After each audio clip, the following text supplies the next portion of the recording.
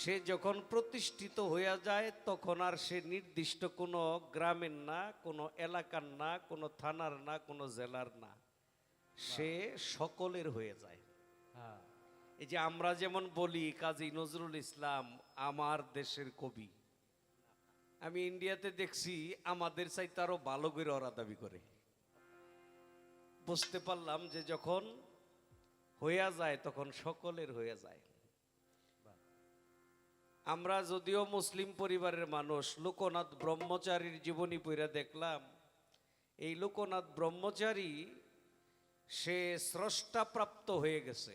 স্রষ্টাপ্রাপ্ত হয়ে গেছে তার প্রমাণ, তার সাথে যারা সহচরী সবসময় থাকতো। আপনারা জানেন লোকনাথ ব্রহ্মচারী একটা ধুতি অর্ধেক পরনে থাকতো আর অর্ধেক কাঁধে ঝুলায় রাখতো।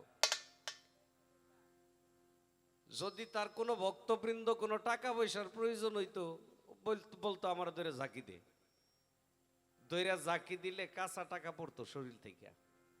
আচ্ছা, এই কাজ কি একটা সাধারণ মানুষের পক্ষে সম্ভব? না। সে আল্লাহ প্রাপ্ত। তে যখন একটা মানুষ আল্লাহ প্রাপ্ত হয়ে যায় তখন জাত পাতের ঊর্ধ্বে চলে যায়। আপনি ডাক্তার হয়ে গেছেন, আমি রুগী, আপনার কাছে আমার যাইতে হবে, আপনি কোন ধর্মের এটা আমার দরকার নাই। কি তে আমরা যারা ভক্ত মুরিদান আছি আমরা রুগী, আর আমাদের দয়াল যিনি মুর্শিদ যিনি তারা হলো ডাক্তার। তাদের কাছে আমাদের যাওয়াই নিজেকে সুস্থ করার জন্য, চিকিৎসা নিয়ে।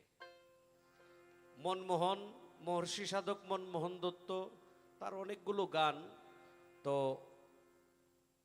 তত্ত্ব গান, বিচ্ছেদ গান, তার বিচ্ছেদের থেকে একটি গান আমি রাখি। তার গানগুলো বেশিরভাগ প্রার্থনা হয়।